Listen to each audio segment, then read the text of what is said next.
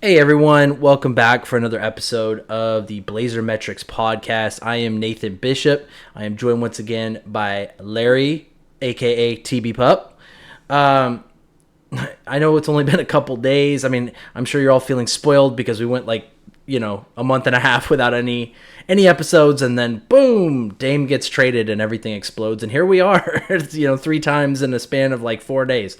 But there's just a lot to talk about, and we felt compelled to hop on and discuss specifically Joe Cronin and this article that came out from Chris Haynes with the Bleacher Report. Also, Chris Haynes, Damian Lillard's favorite writer. Larry, thanks again for joining. I know you're on the road. I know you're in Vegas right now, so you're trying to do this from your phone, but I really appreciate you taking a couple minutes to join up so we can talk about this. My pleasure. So I might have to look it up after this because I wanted to put the Shams pieces into this too, because Shams kind of has also been a bit of a mouthpiece for Dame's camp and Aaron Goodwin, and there were some things that were tweeted out before this article came out, but really this article is the hit piece. This is where I don't know why. I don't, honestly, I don't understand it, but we'll get to that. I want to go through some of these pieces first and talk about that, and then we can talk about the why. So Chris Haynes released this article yesterday on Bleacher Report. He'd been teasing it for a day or two, and for all intents and purposes, this is a big time mudslinging towards specifically Joe Cronin and the Blazers. And you pair this with Dame putting out his thank you letter and specifically leaving Joe off of his list, and you can definitely see where this is going. So there's some really, really critical claims made in this, and I'm going to go through some of them and just kind of get your thoughts one by one. So, one of the first things they address in the article is that since July, the Trailblazers have refused to engage with the Miami Heat and preferred destination of Lillard for a trade on July 1st. So essentially, they don't go into like specifics, like refusing phone calls or anything like that. But basically, there hasn't really been any negotiating since July. We kind of already knew that, What though. what was there to negotiate? That's the thing. Refusal is I don't know. That sounds a bit much to me, but what was there to talk about? Miami, we've talked about this before. Miami didn't have the pieces. They didn't have the pieces if they were the only team, let alone if it was there were other teams involved with this. They just didn't have the pieces. So I'm not sure what there was to talk about. Not that it was a refusal, but it's like, well, we can chat, but we know what you have. You could offer all of that, and it's probably not enough. Yeah, it It would. said it It's a said the horrible contract. Two no minutes players and some draft picks, way, way, way down the road from a team that has been, you know, typically does not have good draft picks for the majority of their franchise since for a long, long time. since And you might have Wade, to go back. really. Yeah, Wade is probably their yeah. last. Well, no, that's not true. They had some pretty high ones for. Oh, who was that? Beasley. Well, But they had yeah, a couple of. They did have a couple of years, but that's a couple of years of decent draft picks over out of 20, like, 25 yeah, years. yeah, 20. exactly. So it's not. They're just not a good value, and that's a credit to Miami as a franchise. That's great, but in terms of a trade piece, there was nothing to discuss. I'm not sure what they could have got on the phone and said. Riley could have offered everything he got, and Joe would have said, "Well, that's not enough for us." And then what? There's nothing. Riley didn't have anything else. So the whole refusal to have a discussion, I don't know. I think that seems a bit of an overstatement, just because I suppose you could talk, but when you have nothing to talk about, then what? Where do you go? And Riley knew that. Riley knew that there wasn't. He could offer everything he wanted, and it wasn't going to be much. So what was the point? Barry Jackson can say what he said as many times as he wants to. That doesn't necessarily make it true. Yeah. And if you read pretty much from anyone else around the league, it doesn't back that up. So, well, so this is what they said. The last time Portland and Miami communicated was at Summer League in July via phone between Trailblazers general manager Joe Cronin and Heat senior vice president of basketball operations general manager Andy Ellsberg. Miami hoped to schedule an in-person meeting while in Las Vegas to discuss trade scenarios, but that meeting never materialized. The Heat say they never had a legitimate opportunity to negotiate. Throughout the process, they felt Portland allowed emotions to get in the way of business. Lillard's camp believed it had become personal. Okay, so let's parse that out. Let's say they offered about everything they could. Jovic, Jaquez, the 2 draft picks in 28-30, a swap here or there, and filler to make it work. Say it's Kyle Lowry. Well, and Hero would have to go somewhere, right? I mean, if you're going all in, sure, right? But he has to go somewhere. He never went anywhere. Yeah. And there was no one lining up. There's still no one lining up for Hero. Well, if Hero's so great and he's available, and there's talk that he's not thrilled about maybe going back because his name got thrown out all summer.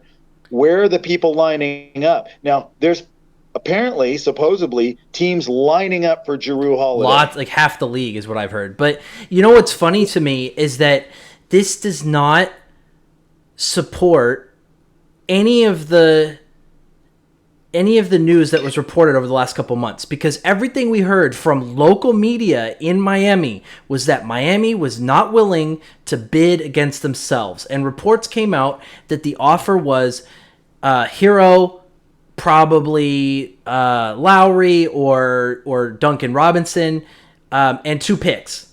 That was it. And maybe a young player like Jovic, but for the most part it was just Hero and 2 picks and filler. And people wonder why there was no discussion. What's the point of having that discussion?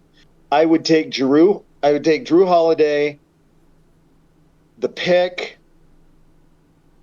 and however, Kamar, because there was some other parts that got in there because it's a 3-team deal.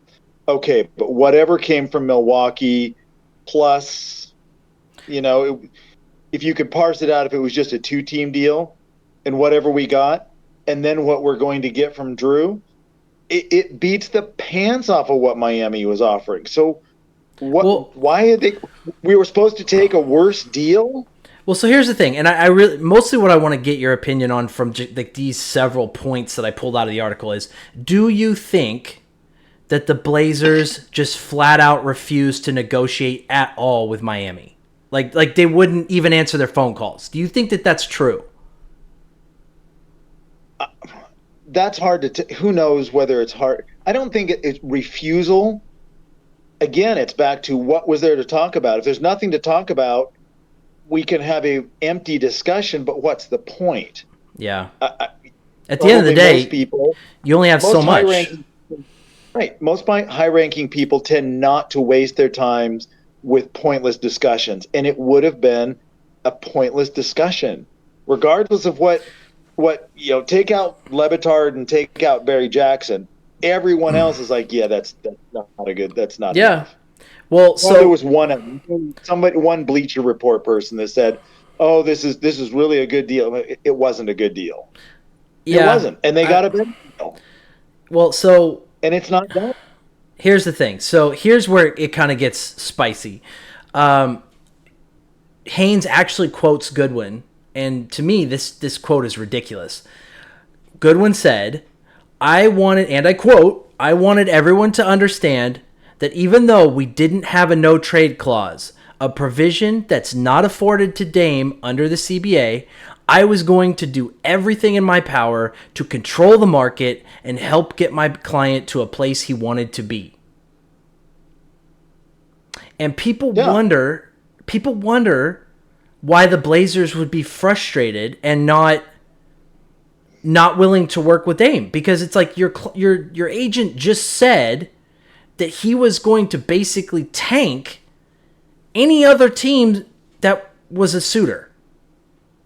Mm-hmm. I mean, that's ridiculous. Like you have somebody out there that's trying to exert influence and damage your negotiating position. Like he's admitting it. I mean, he's right there admitting it. So next they say, frustrated with the lack of suitable offers, sources say the Trailblazers ceased all communication with Lillard and Goodwin in early September. Portland's rationale for keeping them in the dark was to prevent Goodwin from getting involved in potential deals behind the scenes. So they were actively, I mean, how ridiculous is that? They had to hide who they were talking to essentially like prevent Goodwin from trying to tank the deal. And good for them. That's what they did what they should have done. They're not. As soon as Dame asked for a trade, it's Joe Cronin's job to do the best thing he can for the franchise, not necessarily for Dame or for Goodwin. Now, you may want to put Dame in a good place from a goodwill standpoint. And they did. Okay, fine. And they did. And they name a better place where he could have gone. That's it. that is the best place. Yeah. There isn't one. Yeah. They are the odds-on favorite for probably the next 2 years minimum to win a title or to be in the finals and have an opportunity, which I believe someone who posts a whole lot of cryptic tweets said all he wanted was a chance to compete and to contend. Well, he's got a great one, and he can thank Joe Cronin for that. Yeah. Well, so this says that for approximately 2 weeks, calls and texts to the Trailblazers from Lillard and Goodwin went unanswered. That's in September. So they had completely cut them out.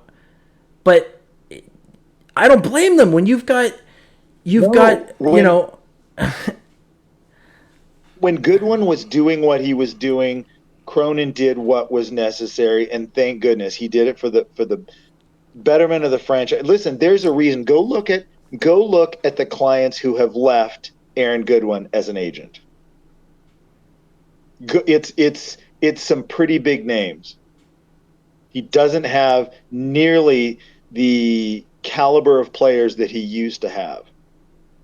He's got like 4 clients, and 2 of them were Blazers. It was like Matisse, it was Matisse Thybulle and Dame. And he has 2 others. And I don't remember who the other 2 are, but yeah. I knew it wasn't, and he's lost some big name clients because he does stuff like this. I mean, he tainted his client's reputation. Now Dame allowed that. Dame could have come out and told him not to, made him stop. Someone sure got to his cousin and made him stop and pull some tweets down in a hurry. Which is weird though, because then this article comes out and everything that his cousin said, who cares? This article's way worse than those tweets. Yes. So then they say in late August, Goodwin suggested to Cronin that he meet with Lillard to mend the relationship in case his client would return to the team. Cronin agreed, and they met at Lillard's Portland area mansion on September 5th. It was the first time the two had spoken in quite some time. According to sources, Portland had asked Lillard... Okay, so this is where it kind of diverges. This is like an offshoot. I want to focus on that meeting first. So it says, in the September 5th meeting, Cronin conveyed if he was forced to deal with Miami, he had every intention of going after every attractable asset. Lillard knew that he was unlikely to end up in Miami. So because Joe said that he wanted all of the assets that Miami had, Lillard knew that he was unlikely to end up in Miami. So, I mean, that's what Joe should be saying. I'm going to get everything I can. Anything that's not nailed down. Like, and, you exactly. know, and they I know that some of the Heat reporters have said that the Blazers' first request in negotiations was Bam or Jimmy. But yeah, that's where negotiations start. Like, hey, I want one of your best players because I'm sending you my best player. Like, that's not ridiculous. Asking for Bam for Dame is actually pretty fair. all things considered. And just, because you're the only team Dame wants, you think you're a position from strength. So, Lillard then said if a deal, so this was during that same meeting. This one's, a lot of people are focusing in on this. Lillard then said if a deal couldn't be worked out with the Heat, he would prefer to rescind his trade request and return to the Trailblazers. Cronin's response to the 7-time All-Star was there was no coming back. Like, yeah, this is after 2 months of you guys dragging us through the mud and doing everything you can to work against the Blazers. Well, and it's even bigger than that. Yes, for the 2 months, they said it was Miami or no one else. They didn't want to be no one else. They only wanted to go to Miami. And all the cryptic tweets and little videos and all the music, all the stuff, Miami, Miami, Miami. So as we talked about, it depresses his trade value because Joe has no leverage. Yeah. He has a star that wants out, only wants to go to Miami, and it got so bad that Silver had to come out and slap their hands a little bit publicly and say, listen, you can't do this. You can't do what you're doing. So Goodwin stopped it maybe publicly, but it doesn't sound like he stopped it privately. No. But this isn't the only instance. Go back to the last 2 off seasons, even before Dame asked for this trade. He'd been on every interview and podcast he could get on and was throwing up questions about where he was going to be, where he wanted to be, how he wanted things to be run, how he wanted things to go, which, Dame the GM, he's the one, reportedly, that didn't want Ayton. So, Phoenix had reached out previously, and reportedly Dame said that's not what he wanted. He didn't want Ayton, and he wanted to keep Nurkic because, such good friends or whatever the reasons were. Well, then when he requested the trade, go back to it was before the trade. He requested. He was throwing stuff up in the air. What's going to happen? Last year he did it. This year he says only Miami, and then he says, "Well, now I want to come back." Oh my goodness! Pick a lane. I mean, do you think? Picked one, and Joe basically said, "All right, I'm done with this, dealing with this all the time. It's every press conference he's got to be in. Well, what's going on with Dame? Are you building around Dame? Are you not building around Dame? What's Dame's future? How's it?" I mean, after a while, and to be fair, maybe Cronin just wants it to be his team and put his stamp on it, and Dame and Nurk are about the last holdovers from before. From Olshey. Well, I don't who Dame thanked, and Olshey might be one of the worst GMs. Yeah, but he placated Dame. He placated to Dame constantly. But and Dame thanked him, a guy that may not have a job in the NBA ever again, certainly at the level he had. Dame made sure to thank him and not thank Joe. So when you talk about it being personal and getting emotional, that might run both ways. It just seems that way. You know what I don't like about this is, and this whole art. I mean, frankly, the whole article pisses me off. But this particular thing, well, Dame wanted to rescind his trade, but Joe said no. This meeting happened like 3 weeks ago. So if Dame really wanted to rescind his trade request, why didn't you say that publicly 3 weeks ago? Why are you saying this now after you got traded to the Milwaukee Bucks?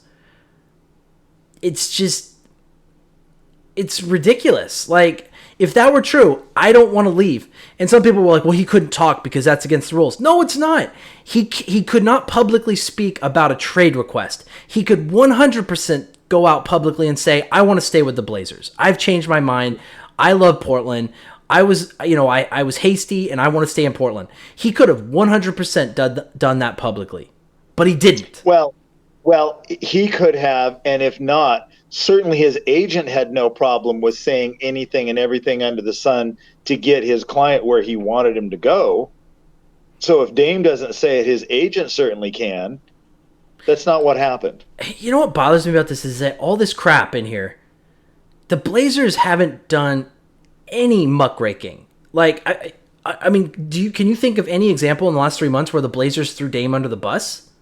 Like, Goodwin was doing it all on his own. Like, I mean, he was doing everything on his own, dragging Dame's name through the mud. The Blazers didn't have to, but like the Blazers easily could have gone out and leaked that Goodwin was being disingenuous and was damaging Lillard's trade, his asset, and like basically, I just think it's absolutely ridiculous. It's Dame's team that was leaking all this crap all summer, and now they're trying to play the victim, in this article. So it just pisses me off. It's just ridiculous. And so they said that after that meeting on the 11th, Dame started to show up at the practice facility to work out. He went in there for 8 days, and Joe Cronin did not address him one time. And it's like, what's he going to say? Like, the divorce has happened. You requested a trade. Your agent's out there torpedoing whatever Joe's trying to do. Well, but requesting a trade and requesting it in the manner that they did are two completely different things. Players ask for trades often.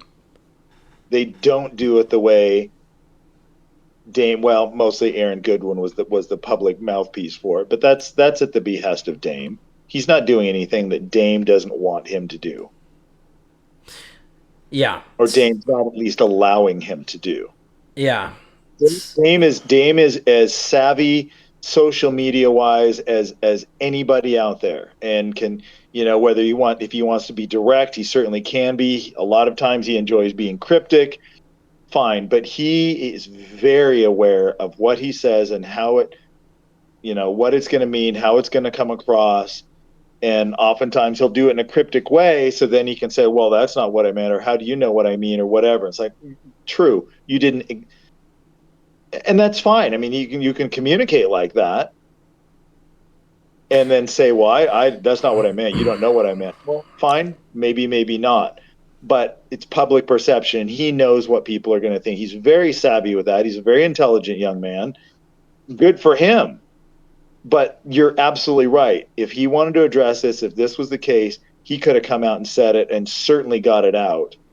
Yeah. Either through himself, social media, his agent, and there's no issues about, I want to stay. I mean, no. How's he going to depress his value any more than, one team? Yeah. So, and then kind of the last point to that was, so they weren't talking, and then on September 23rd, and I don't remember when that leaked. Do you remember how there was a leak that said that the Blazers had filed a grievance against Dame and Goodwin, and that was a couple weeks ago? And I don't remember. I'd have to go try to find it, but everybody was like, "Wait, what do they mean? Like when the NBA came out and released that statement about Damon?" No, I think that this was recent, because it said on September 23rd, a Zoom meeting was organized by the NBA featuring league officials, Cronin, a team attorney, so one of the Blazers' attorneys, Lillard, Goodwin, and Ron Klempner, the general counsel for the National Basketball Association. The meeting was scheduled with the purpose of opening up the lines of communication between the Trailblazers and Lillard's camp. The session got volatile at certain junctures, with both sides expressing their trust issues with each other. And that's not surprising. I don't doubt that they don't trust each other. Yeah. I mean, Cronin has very good reason to not trust certainly Goodwin. No. Yeah. And wonder where, Dame, well, you say you want to go. You say, well, you only want to go here. Now you say you want to come back. It's like, what am I supposed to do with all this? And Dame feels probably he can't trust Cronin, because Cronin said he was going to, and go back to the video, try to do something, and when we throw all our chips in, you'll be surprised. But that opening statement is, the word try is in there. There's no guarantee. And I'm glad he didn't trade Sharp and Scoot and, Ant salaries to match up for OG, which is, what we're led to believe that Messiah was asking for. And the time before, when that was this year, the time before it was the pick and a player and another pick, and It's like so it's like, Hart and Seven yeah, and Little or something. I can't remember. Or a future pick, I think, actually. It was like Hart, yeah, a future pick. So it Hart would have and been Seven and a pick. Hart, Sharp, and a future pick Yeah, for. It's like, for OG, who's a I role get, player. I get why they, didn't do that. It would have been GM malpractice. So you can try and make a deal, but you can't make just a stupid deal just to say, well, we made a deal and we brought someone in. It needs to be a difference maker. Neil Olshey spent a career out of just bringing someone in, Yeah, placating to and, Dame. and Like, And Dame thanked him for that, I guess, for bringing in just people that did not. We were still, when Neil got fired, we were still waiting for the needle mover move yeah, that Neil yeah, had talked about for a decade. yeah. And yet, Joe Cronin may have done it Well, in the span of a year and a half. I mean, adding Grant was a better move than Neil ever made Yes, in 9 years. Cronin. This is what annoys me. Oh, well, he didn't try to build around Dame.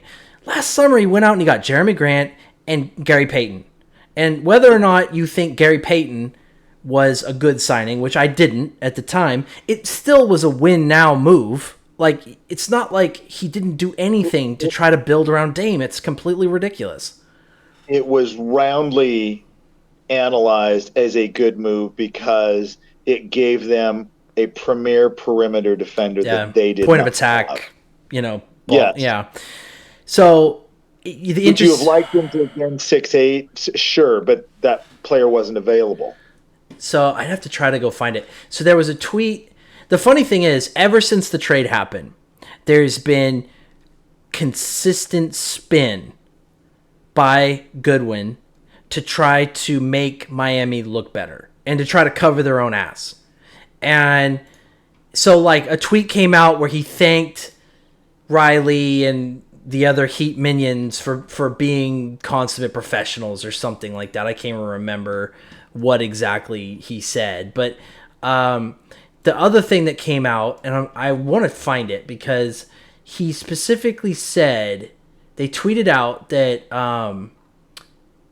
that he had essentially gone to Milwaukee and to Brooklyn like a week or two ago to tell them that Dame would be open to a trade there because they didn't think anything was going to happen with Miami.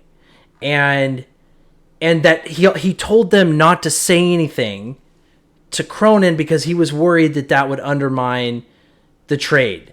And you know what's funny? I found it to be total crap. So think through that statement. Dame's willing to go here, but you can't tell the GM that would have to know about it to trade him here. Huh? What? I swear, when Goodwin says things, you have to question what the hell is going on. Yeah, I'm trying to find it, but the funny thing is that I was listening to Sean Highkin he went on the Locked On Heat podcast, which was just hilarious because they're just so bitter. But Dave Ramey is that's an exploration in bitterness. Actually, it was the other guy, Wes Goldberg or whatever. Really? He was pissed. Right. He is pissed. He is very bitter about what went down. But the best part of the interview was Hyken actually came out and said he thought that was bullshit, basically. I mean, he didn't use those words, but he said he didn't think that was true. He thought that was Goodwin covering his ass. Like, that basically that never happened. And if you actually listen, one of the first thing that's in this article from Chris Haynes was that he talked to Dame a few minutes after the trade happened. And Dame said, I'm just letting it sink in. I'm just trying to process it all. It's a lot to think about. Never been in this situation before. Like, basically it said where he was going and where he wasn't going was a shock. Oh, it says shock to the basketball world, but it didn't seem like Dame knew that Milwaukee was coming, that was a possibility. So if it was really true that Goodwin had gone out, behind the Blazers' back and told them that told Milwaukee and Brooklyn that he would be interested in going there, I don't think Dame would have been surprised if that's where he ended up. Well, he wouldn't have been surprised, but the whole "don't tell Cronin" part is just. I mean, it sounds so fourth grade, and it's also, how's Cronin not going to find out? Well, it's the goofiest statement. Yeah, he claimed that that it would hurt the. I think I'm trying to find it because I want to be able to read this. But essentially, if I remember correctly, it was like he was afraid that it would hurt the negotiations if Cronin found out that they had essentially given them their blessing. So, which just sounds ridiculous. Like, it just sounds completely ridiculous.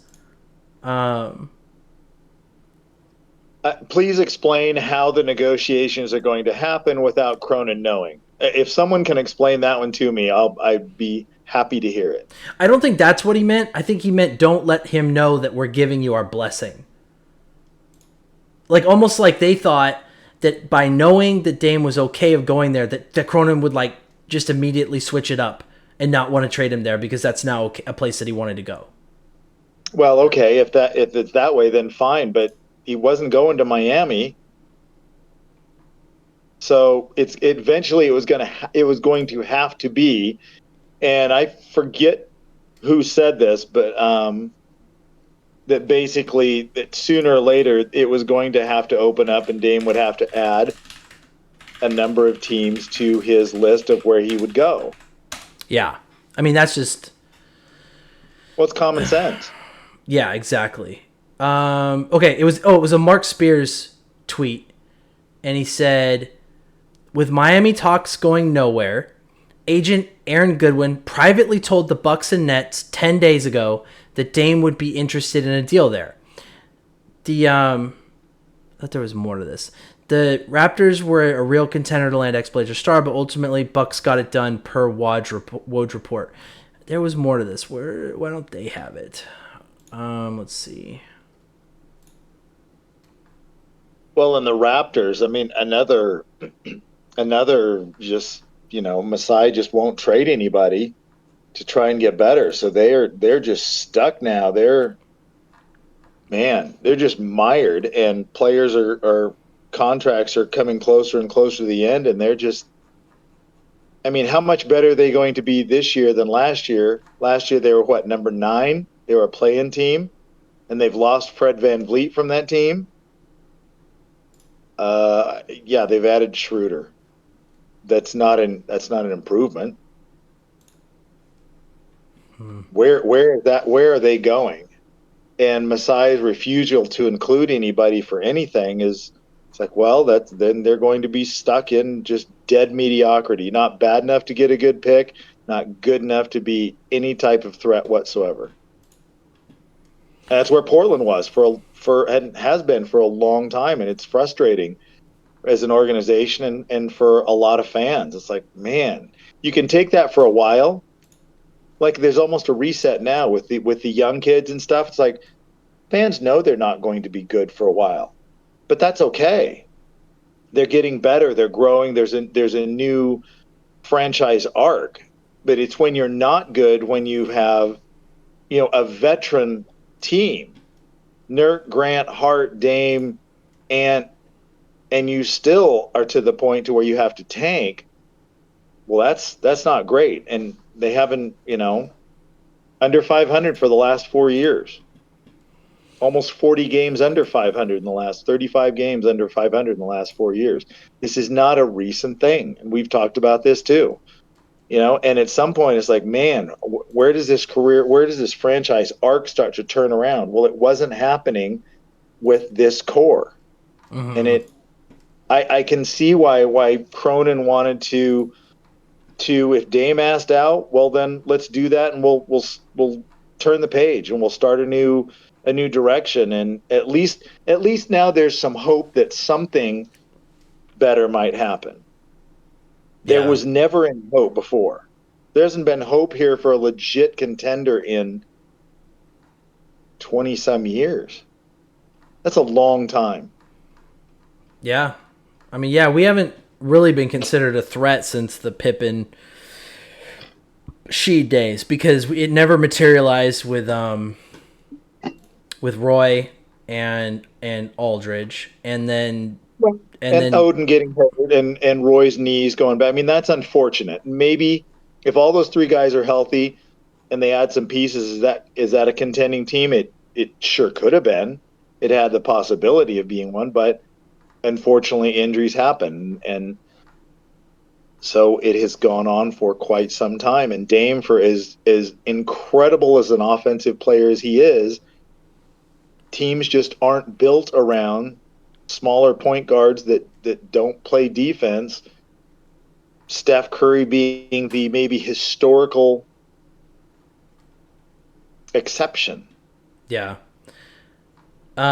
So the other part of the article that they just happened to drop in there was this part's annoying. So they decided to put in here. Where did I put it? Okay. Well, I pulled it out. So it said that according to sources, Portland had asked Lillard to sit out the final 10 games of the 2022-23 regular season to help the franchise improve its lottery odds. He was told the higher the draft pick, the better the chance they had at using the pick to facilitate a trade for a proven veteran.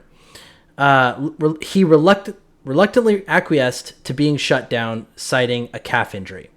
So now there's all this talk about, the Blazers tanked. They need to be punished for this. I don't understand why they needed to throw this in there. Like, the only reason this was included was to make the Blazers look bad. Everyone knew Portland tanked. Like, nobody was thinking that we were trying to win those games. Everyone knew what we were doing. Just like every team in the last 20 years, towards the end, when they're just dead out of it, they sit players. And every player has some type of injury that you can sit them for. No one is healthy by that time of year. It might not be a major injury. It might not be one that would keep them from playing if it was the playoffs. Mm-hmm. But do you want to risk that player hurting themselves and making it worse in games that don't matter, or in games that it's more helpful for the franchise, at least in the coming up, if you get a better draft pick? So you can investigate Portland all you want. You're going to have to investigate every team in the last 2 decades that's done that, the exact same thing. Yep. So I just, throwing that in there, though, it's just, why can't you just take the win, man? Why can't you just accept this trade to this amazing situation in Milwaukee where you're the odds-on favorite to win a ring? I mean, Cronin sent you to arguably the absolute best situation for you, and on the way out, you've got to do this, and it's all about saving face. I mean, honestly, Dame's reputation has been completely dragged through the mud for the past 3 months. I mean, he used to be known as the loyalty guy, no matter what, would not leave Portland, the I'm not running from the grind guy. And in a matter of 3 months, he just torched it. I mean, not only did he ask for a trade, but he demanded a trade to one team, one of the 2 teams that were in the finals.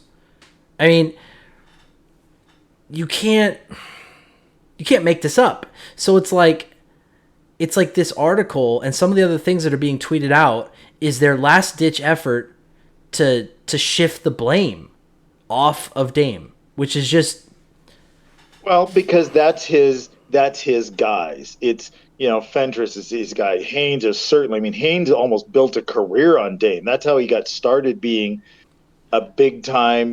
Went from being a team beat writer, cover guy, to he had such inside info with Dame, and Dame was becoming a big star, and that lent him credibility to be able to build his career.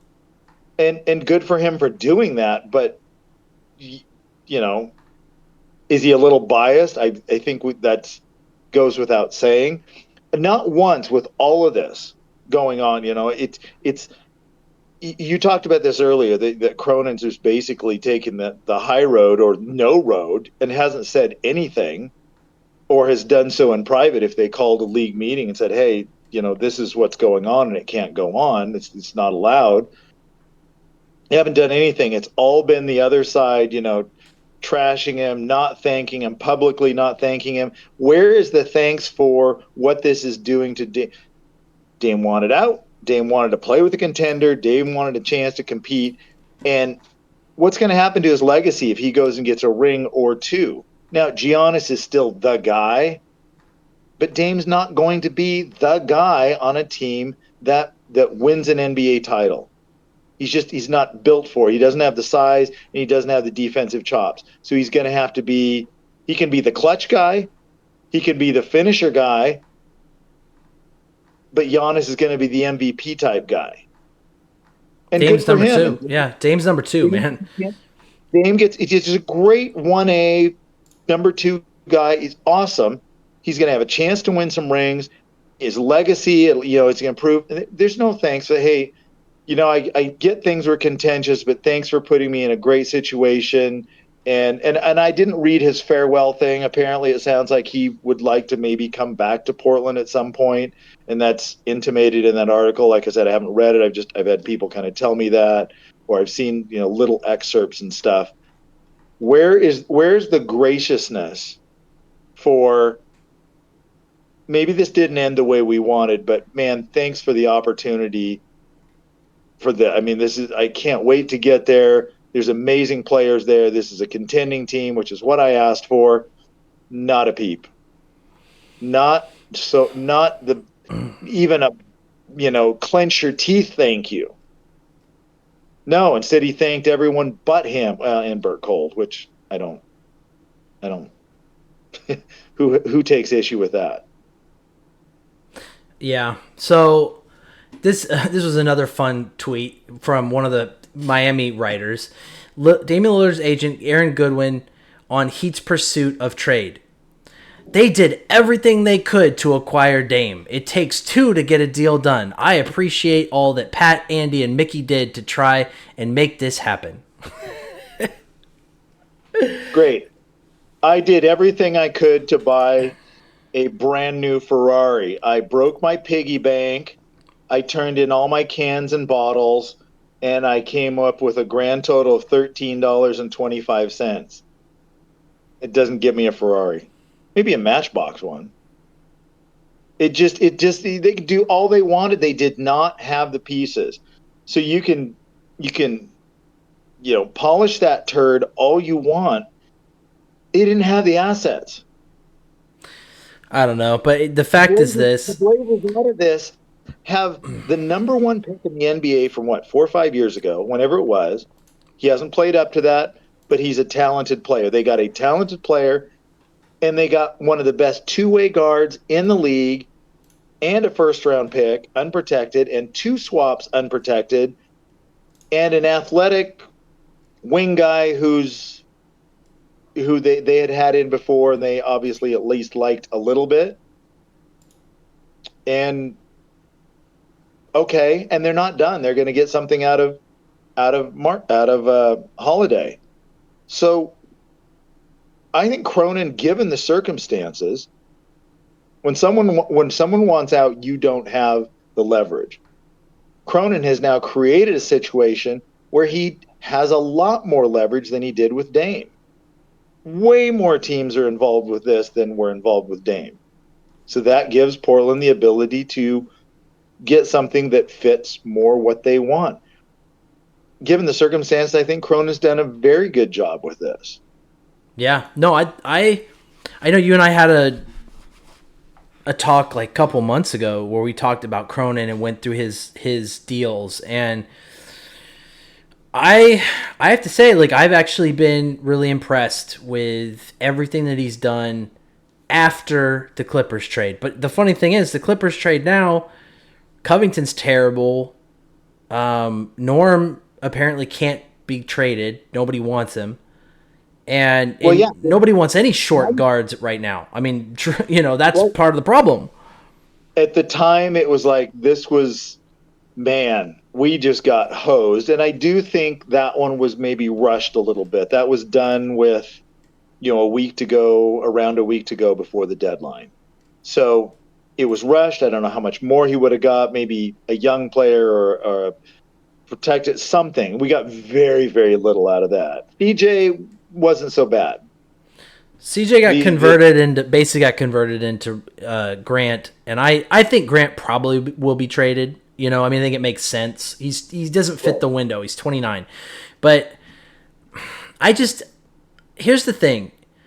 I early on it don't. wasn't great, and it certainly seems like it's gotten better. I think he handled this masterfully. I mean, honestly, this summer, the fact that he didn't just give away the number 3 pick, he I mean, obviously it's not done yet, but so far he got Ayton for nothing. I mean, just for a song, we didn't give up anything valuable for him. And then Well, and because he comes with baggage. But who watched so that did Nurk. video? Oh Well, yeah, yes. he was thrilled. That guy is acting like he just got set free from prison, basically. Well, and he's saying if he feels like he got drafted. So there's two things. If people haven't seen them, I would encourage them to go watch. One, the video of him coming into the Blazer practice facility with Tumani Kamara and meeting Coach Billups and viewing seeing where his locker was. I mean, he was a kid in a candy store. Also, go back and watch the Mike Schmitz interview of Ayton. And typically, the Schmitz interviews are from when they were in college and they're coming out, or maybe even late high school if they're going to be one and dones. And he's talking to them, he's interviewing them. He's interviewing Ayton as a professional, and it's about 3 years ago. And he comes across as a very intelligent, very thoughtful, very self-aware young man. I think he and Scoot are going to get along swimmingly. I think getting him away from Chris Paul and Monty is really going to go a long way in reinvigorating his career, because the guy's done really. It's not like he's Wiseman. It's not like Wiseman hasn't done anything. Wiseman is terrible. I mean, he obviously he might be able to turn around in the right situation, but he hasn't shown a lick of talent. Ayton has played very well in the playoffs, and I mean, he's shown that he can be an extremely potent offensive weapon. So I think it's just going to be unlocking that.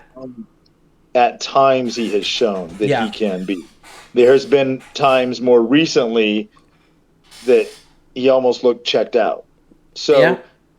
he needs to be engaged. I don't know if it was you and I that talked about it or whether it was even on a podcast, but to a much smaller degree, this is almost like,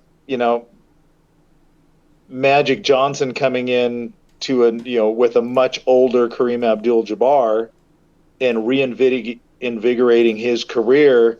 And obviously, Scoot's it's a different type of player, although about the same age. I think Magic came in after his freshman year.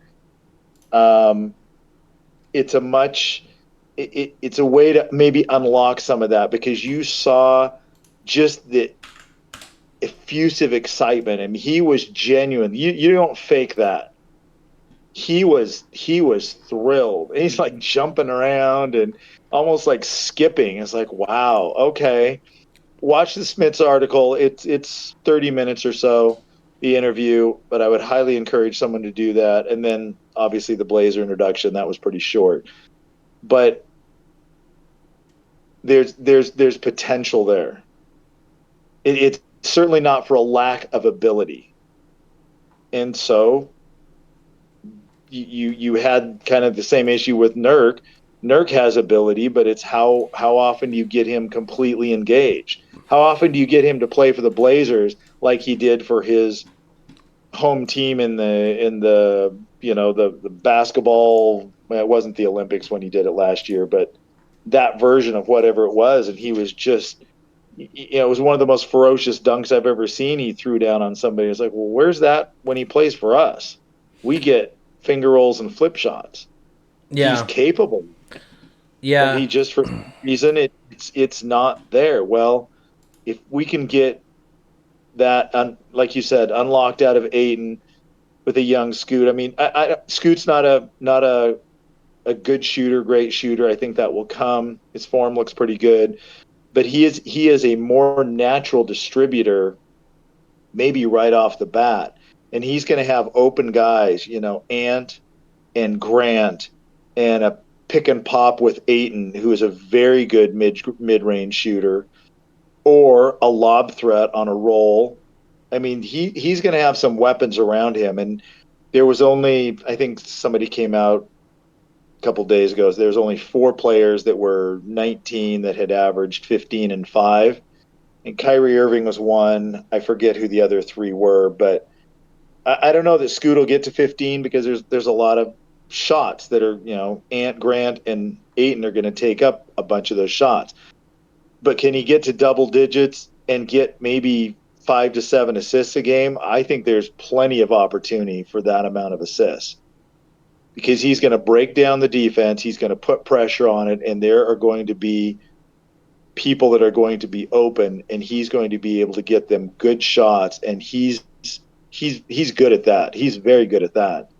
I think he's gonna average. Man, I might be crazy, but I could see him averaging Oh, 18 points and like 7 assists or something. I really do, because he's been playing in the G League for 2 years. He understands what playing in a pro environment is like, and the guy knows how to score. He knows how to get his shots. He's not, but within the flow of the offense. So I think the assists might be less than that. I don't know though. You put him around Simons and Grant and Aiton, and then Sharp. I I just see. think.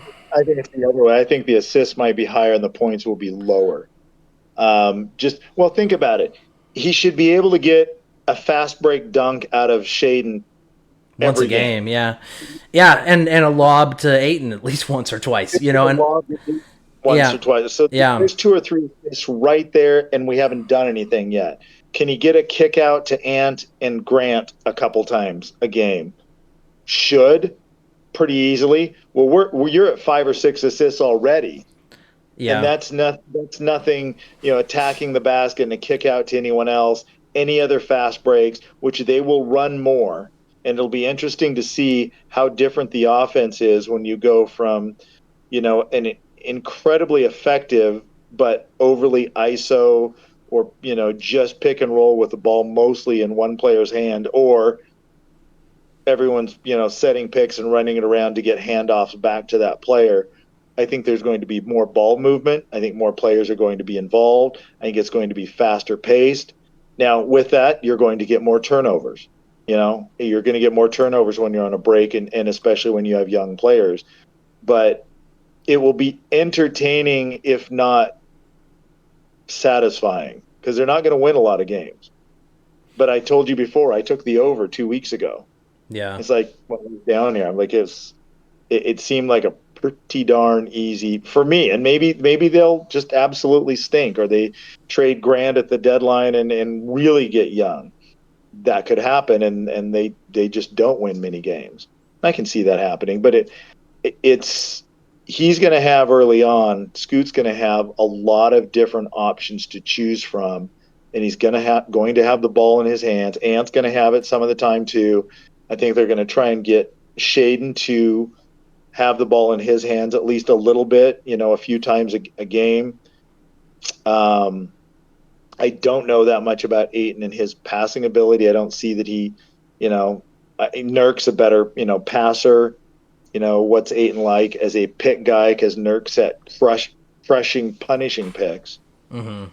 But I think there's opportunity for him there, and it's exciting to look forward to some of that versus what it's been for a while. Even though Dame was an incredible talent, is an incredible talent.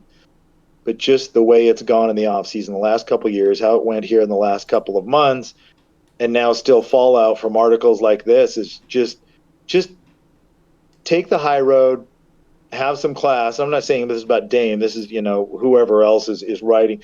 Why do they have to be parting shots when Dame's in such an amazing place? You couldn't have put him anywhere better. There's no way this article comes out if Dame didn't approve of it. Like this, there's so much inside information here that clearly Goodwin and or Dame were feeding to him. And Haynes isn't going to write something that Dame's going to completely object to deny. Or be mad at. Yeah. I'm sorry. Like, you know what? Okay. Both sides did stuff that probably were not great. You got people. That happens in a divorce. You got people out here screaming that Joe's a liar. And I don't know if he is. Nobody's ever produced a single shred of evidence that he has lied. And I think, yeah, both sides clearly did things that are not great. Clearly it was time to move on. What I don't like, and this is a new transgression to me, is just leave, man. Take the win. Go to Milwaukee, win a ring. You got sent to a great situation. Why do you have to do this on your way out of town? Can't you just be gracious and say, you know what, thanks for the last 11 years. Thanks for being great fans. Thank you for sending me to another great opportunity, and just go. Like, you don't need to drop a stink bomb in the practice facility on the way out of town while you're thanking everybody. It's classless. I'm sorry. Like, doing this is just classless because there was no reason to come out and Neil did cater to. I mean, might be the worst two-way player that any team has ever had in the league was when the Blazers had Dame's cousin on the team. Yeah.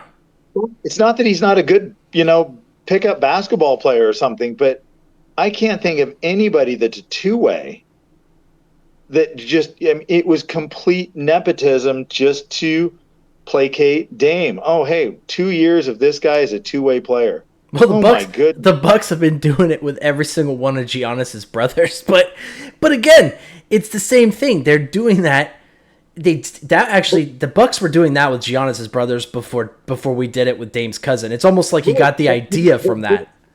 But didn't those guys at least make the roster? I think one of them did. I think the other one may not have. But I would take Giannis's brothers over Dame's cousin any day. Any day. Yeah. Completely ridiculous. So, I don't know. I want to be done talking about Dame. I'm so sick of it, but they just keep doing this. They keep releasing this mudslinging. And I guess what I don't understand is, maybe some of this stuff's true. I don't know. But it's coming from sources that I cannot believe. I'm sorry. Like, if this was coming from Sean Highkin or, somebody, Woj, somebody that I actually trust, as being an impartial, journalist. I mean, it's not even coming from Quick or Canzano. This is coming from Dame's camp. This is coming directly from Dame's camp. So how am I supposed to take that as gospel? Anything Shams came out with came directly from Gooden. Shams is the agent guy. Woj is the management owner guy. Fine. Yeah. You know where this stuff comes from, but yet Woj has been the one that's been proved to be correct. And was it you telling me that Shams had a tweet about the trade that came out that he had to pull because he had the teams wrong? Yeah, one extra. I didn't tell you, but that's true. He had to delete it because I think it actually mentioned the Raptors. But because most of the journalists had no clue this was coming, no clue. Sean Highkin was saying he hadn't heard a thing about the Bucks and actually had started preemptively writing articles about the Raptors or about the Heat just in case it went one way or the other. And then he mentioned, I think today, he got a text like 10 minutes before it went live saying it's a done deal. And he was completely blindsided. He had no clue that it was going to be Milwaukee. So, I mean, yeah, this was done in secret. That's why I don't believe that number one, I don't believe that Goodwin went to the Bucks and Nets. I don't believe that. I think they had no idea that this was coming. Because they were preempting the Raptors. They were spending, heck, maybe the Raptors were a smokescreen, honestly, with the way that it all went down, and everybody thought that the Raptors were the front runner and all that. And Dame's camp was releasing all of these things about how they would not show up to camp if, they'd be really unhappy if it was the Raptors. And then boom, out of left field, you got the Bucks. And, I just don't, it doesn't make sense to me that none of this leaked at all over the last 2 months until Haynes leaked it. And it's like, come on, this stuff's big news. Like, how did nobody else pick up on this? Right, and especially with as much as they were writing and leaking, and what was it? Wasn't it Haynes saying, "Well, Dame won't even report"? Wasn't it Haynes that said that Dame won't be happy if he goes somewhere and he may not even report? I'm not sure if that was Haynes or not. So I don't even remember. So much crap was tweeted out over the past 3 months. It was thrown out that Dame wouldn't be happy, that Dame wouldn't even report. There was people saying, well, if Dame goes anywhere besides Miami, he's going to immediately request a trade. And I'm like, you guys are all full of crap. Yeah. That's not going to happen. Yeah. And all the people putting that stuff out there, it was irresponsible. Yep. Now they might be bitter. People in Miami might be bitter that they didn't get Dame. If they got their hopes up, but they got their hopes were falsely gotten up. Wow, that's terrible. Their hopes were falsely raised by people that were reporting things that just did not make any sense whatsoever. Well, I mean, they did such a good job of, that's the thing. It's like Joe was keeping this so under wraps that the Heat thought that they didn't have to bid. I mean, this is why I just don't buy it. Everything that was coming out of Miami was that the Heat weren't going to bid against themselves because they didn't believe there was anyone else out there. So what seems like to me is the Heat gave their offer and said, call us back when you're ready to take it. That's what it sounds like. That's what it sounds like happened. Because I can't remember who tweeted it out, but essentially they were saying that the Blazers never called the Heat to see if they would up their offer. And well, no, that's not our job. I mean, you call us. We don't call you. You call us. I don't know. Anyway, we're a little bit over an hour. I really quickly wanted to bring up Jrue Holiday. There's been so much said in the last day about how much value he has. And some people have thrown out some pretty crazy... I mean, Bill Simmons was saying he thought Jrue might be worth 3 first-round picks. I've actually heard that from a couple different national writers.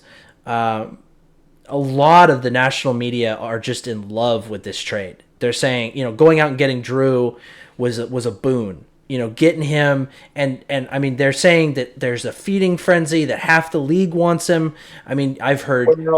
So yes, I've heard that, but it will come down to maybe 3 to 5 teams. Half the league. It's not, that's not realistic. And so once again, maybe the league is interested, but there's not a legit shot of him going to half the league. There will be 3 to 5 teams, probably mostly in the Eastern Conference, because if teams in the Eastern Conference don't respond, you might as well just hand the season to the Bucks unless they have, some big-time injuries. Yeah, well, so it sounds like, if I had to guess, if you were saying like 5 teams, here's the teams that I keep hearing that make sense.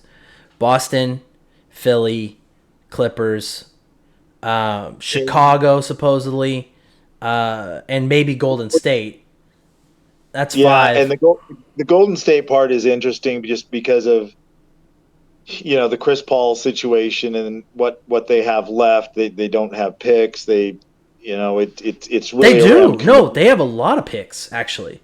They actually have... Well, sorry. They don't have good picks for now. You wouldn't want a pick in the next couple of years. You would want picks further out. I think past Curry. I think Boston owns their 2024, and then after that, their 26, 28, and 30 picks are all available.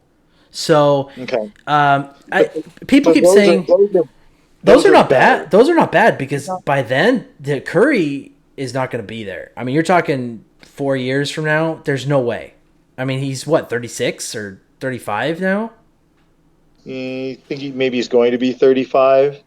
He's a few years ahead of Dame, at least He's a two. year and a half older than Dame or whatever. But yeah. So if they're down the road, then I'm okay with those picks and Kuminga and then I guess it'd be Chris Paul. And then what do you do with Chris Paul? And I'd try to flip uh, him. I don't know who would take him, but I'd try to flip him for a pick, honestly. So it's interesting. I don't like Boston. I know that they're being thrown around and they do have a lot of picks, but their picks are going to suck. I mean, they're going to suck because because Tatum's going to be there for the next decade. Yeah, he's only 25. Tatum's and 25 years old and Brown is 26. So yeah, even if you got crap. their like 28 pick, Tatum's 30. Like, I mean it's not even as long as he doesn't leave, I mean those picks are not going to be great. And those picks are not great. I think if I had a preferred, and it's not someone that's high on the list because they're not at a contender status. I don't think Jrue makes them maybe I just don't know how far up the playoff ladder they get. I don't like Boston because of their picks. Philly, they don't have anything that they have I one want. pick. I think they have one pick. And Clippers have two. Clippers have two picks that they can trade. Clippers, I'm not. But no young guys. Nobody I'm interested in player wise, right? I mean, I am interested in Chicago. Chicago's interesting to me. The two teams that are most interesting are the Warriors and the Bulls because both teams could trade you two picks, and both teams could trade you a young forward. So a young player. So and that's appealing to me. And I think in both teams their picks could be really good because they're just not. The Warriors don't have anything for the future. I mean, they're just not set up at all past Curry and Clay and Draymond. Holiday certainly helps the Warriors, and for right now. I mean, that could make an impact for now, for sure. And listen, the Warriors are throwing all in because they know when this is done, when this run is done, it's done for a while. So go all in while you can. So I don't blame them for doing that because in a couple of years it is over. So you better make hay while you can. The Bulls, they're in a weird situation because of Ball and his contract and his injury. And I mean, you've got some other players there. I don't know that Holiday going there, what does that do for them? Does that even put them in the top 4? I doubt it. No, but the Bulls seem to think that they want to try to make a run with DeRozan and Levine, and Jrue would help. They need to just blow it up, but he would absolutely help. And Vucevic is still there, but if I can get it, if you can get your own pick back, yeah, it would be that, and then 2 more picks would probably be. And then, a pick or 2, and Patrick Williams, and then if we have to take on Ball's salary, then that might be worth another pick because he may never play again. It's terrible. It's sad because he's a tremendous talent. But that's basically okay. Well, there's one pick just to take that on and give you a player in that salary slot that's actually going to be contributing. So we get something for the player and we get something for the salary we're taking on where we're getting nothing back. So, and maybe he goes there and that really helps him. Listen, Holiday is a tremendous player. He's a tremendous player, and he walked back that retirement bit. So I think teams are thinking, okay, we can get him and re-sign him, and we can have him for 3 to 4 years of being a quality player. Excuse me. So I like Chicago. I wouldn't be upset with Golden State. Not thrilled with Boston, like as you said, the picks. Miami. Now, and we haven't talked about Miami. What if Miami's like, okay, we've lost a couple of players. We didn't get Bradley Beal like we thought we might. We didn't get Dame, it was set up for us to be the only team to get him, and we didn't get him. Now the offer they have for Holiday, well, okay, now maybe that makes sense. He's still an all-star. He's a very good defensive player. He's not a top 75 guy like Dame was, but okay, now if you want to throw in a couple of young guys, a couple picks, and Lowry, okay. I don't think they're going to do it. I think they will either. I think it would be hilarious. It would be hilarious. Those young players, I don't want them anywhere near as much as I would want Williams or Kuminga. Yeah, well, so I'm torn. I'm torn because on the one hand, it would be hilarious to come back to the Heat fans and be like, guess what? We didn't need to give you Dame, and we got all those assets that you were so proud of. But on the other hand, I kind of want to give Holiday to another East team just so that the Heat have one more team that just, craps all over them. So, I mean, that would just be hilarious, right? Like, but I don't begrudge the Heat. They're such a well-run franchise. I don't begrudge them doing well, and I loved it a couple of years ago when they came from out of nowhere to make the finals, and then this last year, they got a few breaks to make it. Weren't really competitive in the finals, but they're a well-run organization, and they will be good again. They will retool, rebuild very quickly. So if they were to get him, that they were just in the finals. Again, that's a team that's got to take advantage of their window because of Butler's age. They only have so long. Well, yeah, that's why I don't get it. They don't have time to be proud. No, I mean, honestly, Miami makes sense. I just don't think it's going to happen.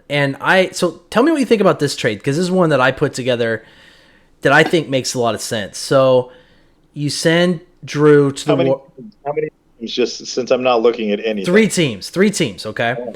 You send Jrue to the Warriors. You get back Kuminga, a 2026 pick from the Warriors, a 2028 pick from the Warriors, and then because of matching, it's funny. Jrue is like $50,000 more than Paul and Kuminga. So and it has to match 100% because they're over the apron. So you can't. So they'd have to send Trace Jackson Davis as well, because he makes $1.1 million. Okay, so you get Kuminga, you get 2 picks. Then you send Chris Paul to the Celtics for Brogdon, Peyton Pritchard, and Luke Cornett, and 1 pick. Because the Celtics desperately need a ball handler. They need someone that can run the offense. Because when Tatum got hurt, they shut down. Like, Brown cannot handle the ball. So they need a point guard. And Paul is, as people have said, he's cooked. He's not what he was, but he can still run an offense. He's not a starter anymore. He's not And that would be an easy place for him to run an offense because you've got such weapons around him. You get the ball to Tatum Brown in good spots, which Paul is very good at doing. He's incredibly cerebral. And it wouldn't be tough for him. He wouldn't have to be the ball dominant, all create everything point guard that he's been in the past. That would be a good situation for him. I think Toronto would probably also be a good situation for him, where they've got other people around him. It's not as good as what Boston has, but there's plenty of other tools around there for him to go. And he'd have Schroeder there, so he's not going to have to play a ton of minutes. But he would be a good piece for them as well. But finish your trade. The reason why I like this, so just with this trade, you get back Malcolm Brogdon, Kuminga, Peyton Pritchard, Luke Cornett, Trace Jackson Davis, and 3 first-round picks. Then you flip Brogdon for whatever, another pick, or but you continue on. How is he physically? I've heard that there's some real concerns about. No, I think I thought I heard he failed his physical with the Clippers. That's why that trade got killed. But, wait till he gets healthy and flip him. Who cares? He's still a decent player. But the key is you're coming out of this with 3 picks. Most importantly, Kuminga, who could probably start right away at small forward, and then. You've got Brogdon that maybe you could flip for another pick or something. But you get those Golden State picks in 26 and 28 that could be worth something. So you're talking about 3 years away for the first one, and then 5 years away for the second one. So by that point, I can't imagine that their core is still going strong, and Right. those picks could be really valuable. So I think really what they need to be shooting for. I know that like we've heard that I think Sean Hyken tweeted out that they're really focused in on draft capital, and that's fine. But I think getting a young player, especially a young forward, would be a huge get, just because we don't really, we got Ayton, but that was kind of a separate trade. For all intents and purposes, it was kind of a separate trade. We didn't really come away from the Dame trade with a young player. Not the Bucks didn't really have anybody that they could send out. So it would be cool to come away from like either Chicago with Patrick Williams or Kuminga from the Warriors, or I can't even think who else might be out there. There's nobody on the Celtics. There's nobody on the Clippers. There's nobody on the Sixers. Those three teams just don't have young guys. I mean, obviously Kuminga or Williams would be better. I would, as much as I'm not that big of a fan of Jovic. I mean, if you could get Jovic and Hawkes and a couple of picks for Holiday, that's not a bad haul. I mean, those guys, I think they could both be rotation players. Jovic, I'm afraid, gets just he's an offensively. I think he's got the potential to be decent to solid. Defensively, he's just going to get. If you were ever a good team, he's going to get schemed off the court. Yeah, 100%. You won't be able to stay on the court. So how valuable is he? Hawkes is, can heat up. I've seen him go on some heater binges at UCLA, but defensively again, can he stay on the floor? And he's not offensively that great to where it balances out. So that's why neither one of those has been, that attractive. I mean, everyone always loves their own players and how great they are, and that's fine. It's part of being a fan. But in terms of actual value for something around the league, I mean, if the Heat were just to go out and say, hey, what can we get for Jovic and Hawkes on the open market? Who's lining up for them? Nobody. And so I don't know. You can't get anyone to take Hero. Yeah, I don't know if they really tried. I mean, like there was rumors, but I don't know if they even really tried. I will say this though, as tempting as it is to wait and hold on to Holiday because there's a bunch of players that are going to become available in December. Right. There's such a urgency right now, it seems like, just because people are reacting to Dame on the Bucks, right? They're panicking because Dame is on the Bucks and we possess a player that can help shut down Dame. So I mean, yeah, in theory, there should still be a lot of value by the trade deadline, but at the same time, this is when it's like very like raw, it's new. And well, it is new. And the other thing is right now there's more teams interested that think he could make a difference. If you wait until the trade deadline, some of those teams may have fallen out. It's like, well, we thought we could have made a difference, or we could have made a difference if we'd had him, but we didn't have him. And now we're so far out, it's not as attractive. Mm-hmm. So yeah. I think now would be, I don't know. It seems like you have more players in that are competing for him. I think in the end, though, you would probably end up with the same 3 to 5 teams, even at the trade deadline, the ones that would seriously be interested.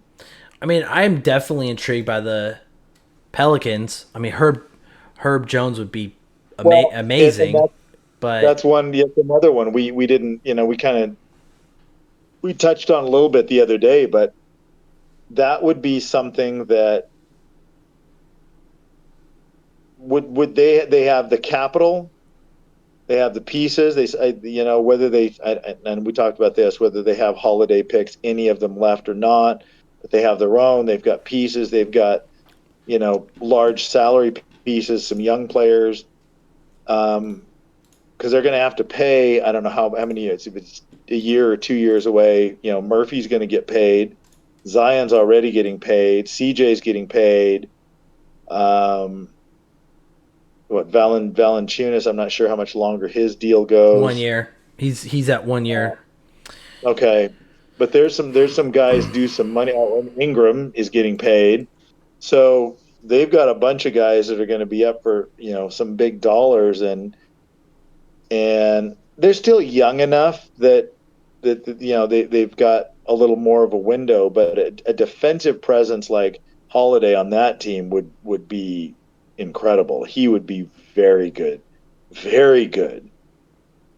for The them. the main issue is they don't really have a lot of big salaries that they could use to match. So, if they're not sending out CJ, because God, I don't want to even deal with Yeah, that unless you had another team already lined up to take him on. Because CJ and, no, and Holiday make almost exactly the same money. But, you know, CJ obviously could go, but I don't know who else would want CJ at this point. He's 32. He's making stupid money. Like, I just don't see it, right? So the problem is that realistically they would have to dump their big man rotation just to match the money because Herb Jones makes 12 million, Larry Nance makes 10, Valanciunas makes 15. I mean that pretty much matches. who's their young big guy or did he leave? He's gone. Jackson, whatever. Yeah, Jackson he Hayes. left. He's on the Lakers. Um, Okay. they're all small contracts though. It's a bunch of young guys on small contracts. Their biggest contracts are Ingram at 33 million, Zion at 34, CJ at 35.8, and then you've got Valanciunas at 15, Nance at 10, Herb Jones at 12.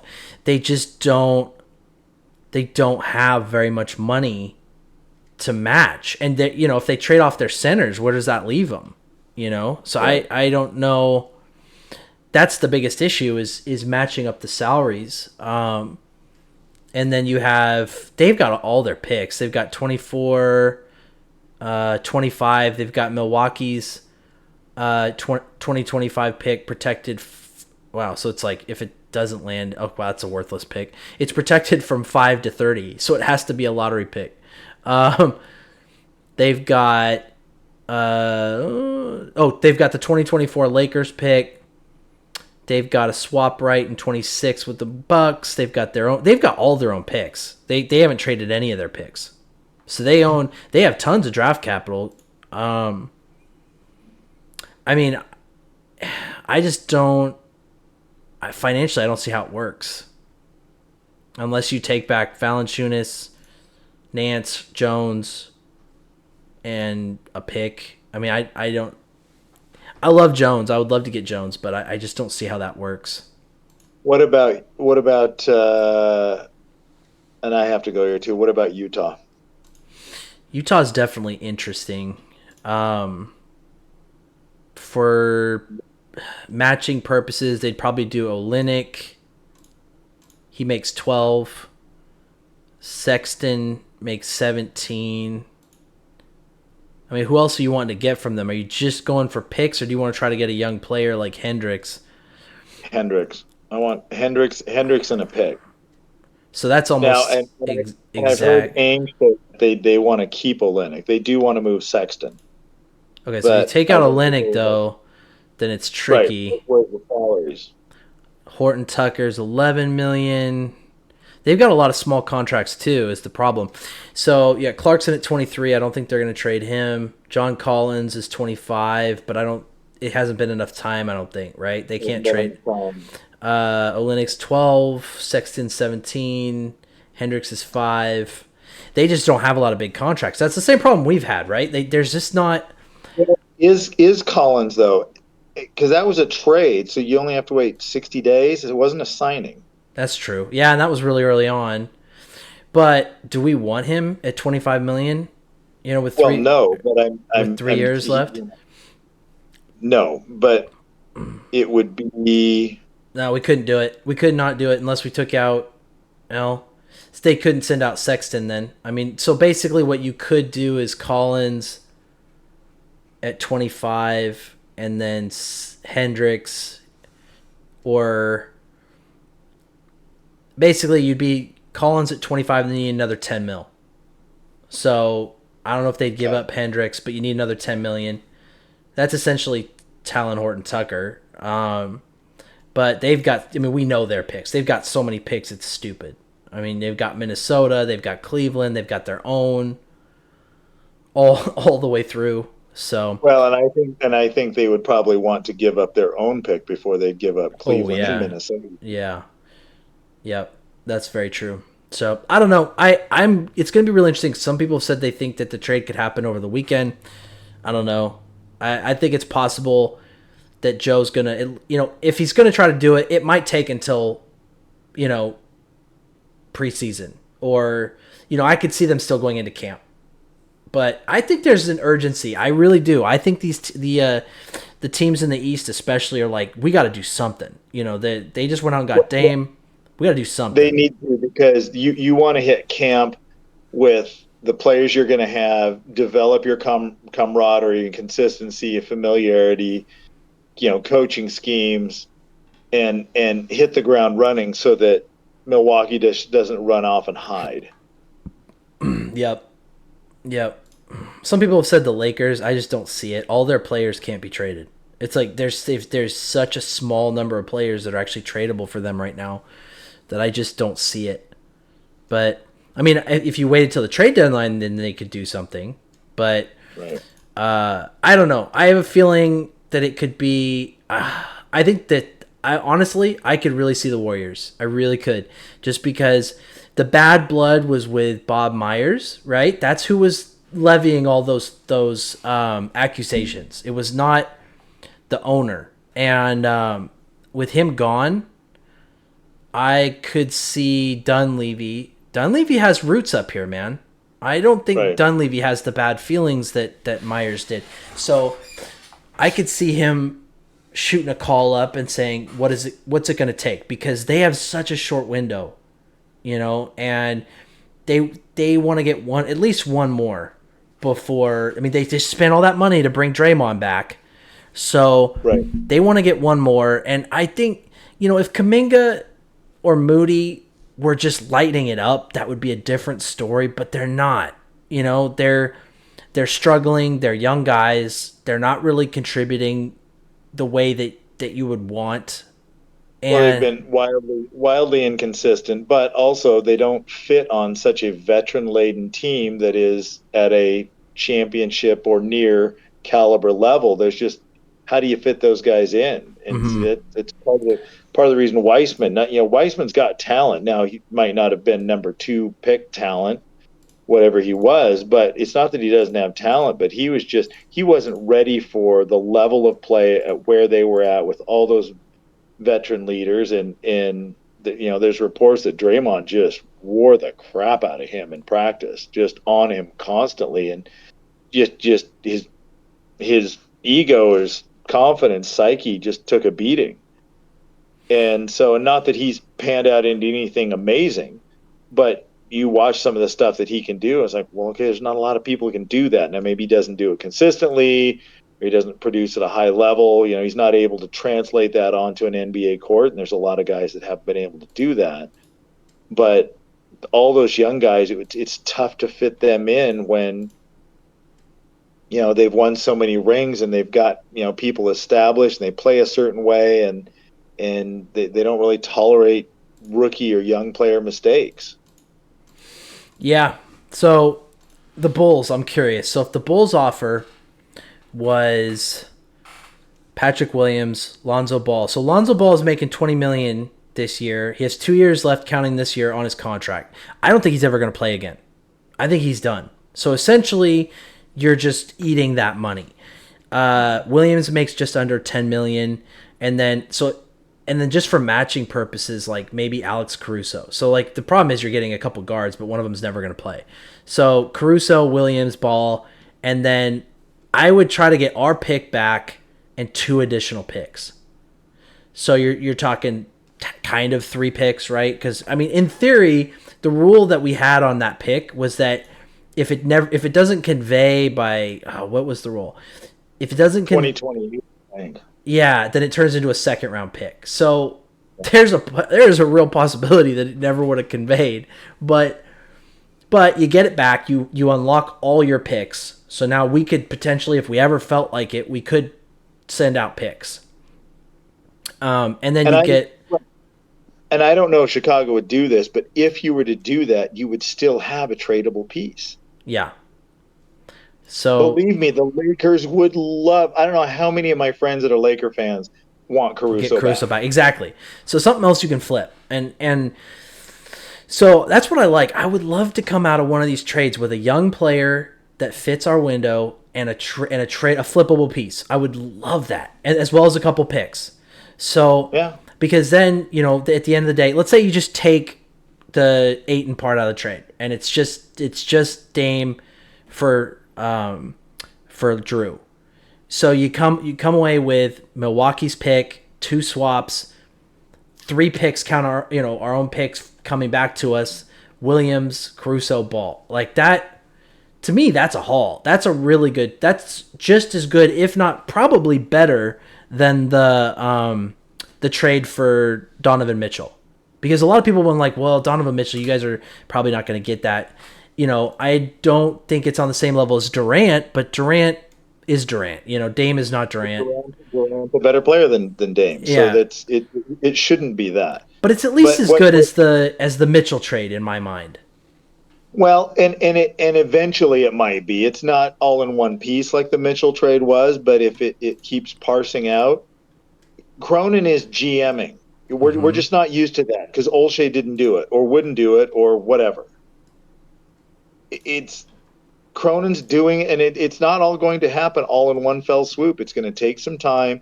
He's doing it piece by piece, but he's doing it in a way that is giving them. He has upped his leverage. He's created younger assets, more size, and he's upped his leverage, and he's replenishing some of the picks because Neil wasted picks for how long, trading them away for marginal player after marginal player, and we still owe one to Chicago. Just to keep Dame happy, it seems like. I mean, honestly, that's what it feels like. He was just doing enough to keep Dame happy, and Cronin seems to be was unwilling to do that, and that didn't go well. So, Sean Hyken has an article out, and I'm so tempted to subscribe, man. He's $10 a month though. I don't like to pay for content. I'm cheap. I'm really cheap, but I'm tempted. You know, hell, I've been tempted to pay for Basketball Reference because I use that a lot more than I do, any of this content. But it's $10. But he has an article that goes into all this, his perspective on all this drama, and I was like, oh man, I want to read this. So it's tough. Larry, we're at an hour and a half. We should probably find a way to shut this down because we could probably just keep going. But people are gonna be like, I don't want to listen to an hour and a half show. Sorry, everyone. If you're still with us after an hour and a half, thank you. we apologize. There's just so much to talk about right now. I mean, we went through this like depressing 2 months where nothing happened and it was just muck raking and yuck. But here we are, and now there's tons to talk about. So we'll have to. The potential is exciting again. That's what exactly. That's part of being a fan. You need some hope once in a while. Yeah, but we'll have to do another show that actually gets into. So Media Day's Monday.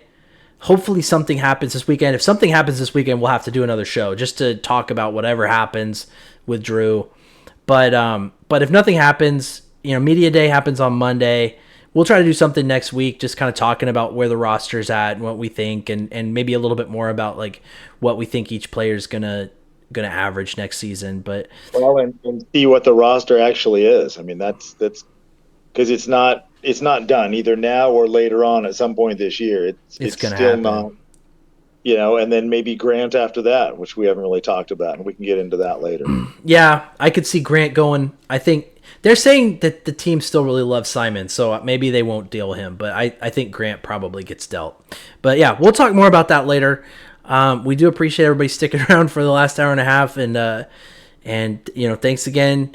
We really appreciate everybody. Try to subscribe and like and all that fun stuff. And if you're listening on Spotify, make sure you're subscribed to that as well so that you can get every episode that comes out. But I hope everyone has a fantastic weekend. Go Blazers, and we'll talk to y'all again soon. Thanks, Larry, for joining.